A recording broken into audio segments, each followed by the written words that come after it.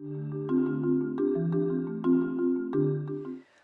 to K1P1 TV. My name is Ruth Herring, and today I'm going to show you how to darn in your tail ends when working the intarsia technique. Now, you've probably already seen the way to make intarsia, so it's where we join in and then twist the colours around each other rather than taking the colours over the back like we would if we were doing Fair Isle or Jacquard.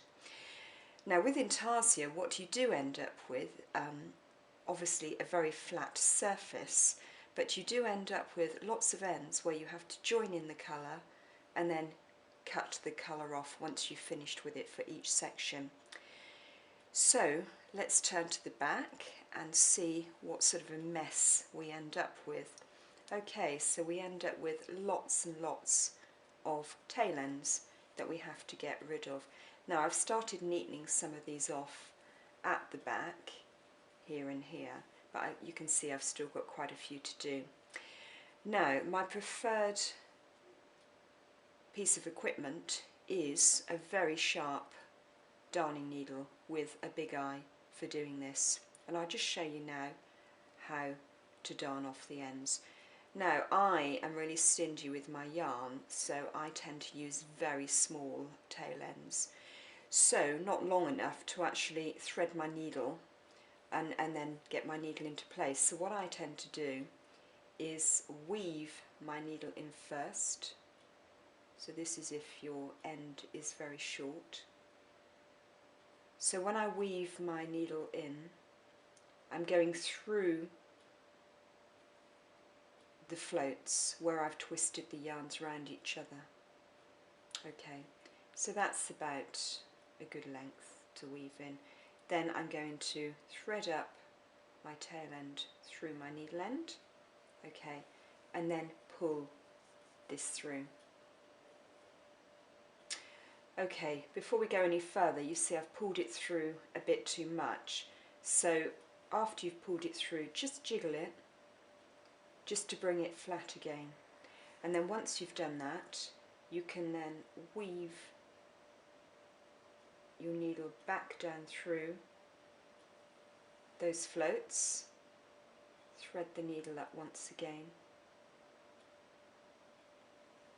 and then pull through. This time I'm keeping my thumb there, being really careful that I don't gather the fabric up. Drop my needle just for a second and take a very sharp pair of scissors and just trim the end off. Okay, so now we can continue darning in all the ends, and what I would do with this one is darn it over the top to secure it.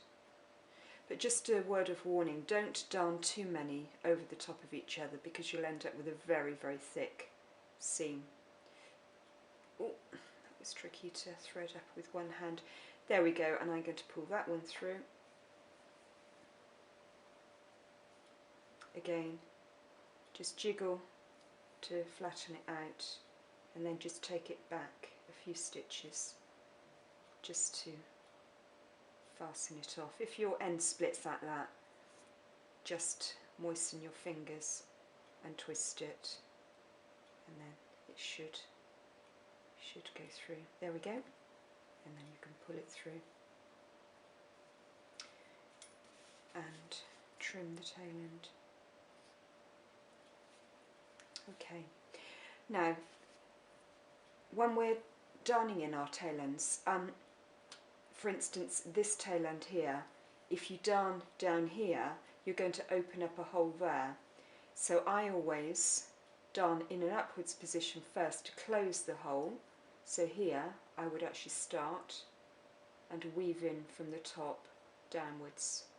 So each tail end that you're going to darn in, just sort of analyse it a little bit and make sure that you're not going to be forcing holes open, because then you'd end up with a very messy piece of work. So we'll darn that one in. When I'm doing this type of work, I tend to set myself targets with colours because it can get a little bit boring, although once it's all darned in and ready to go, it looks fantastic, and then it can be pressed really neatly with some steam.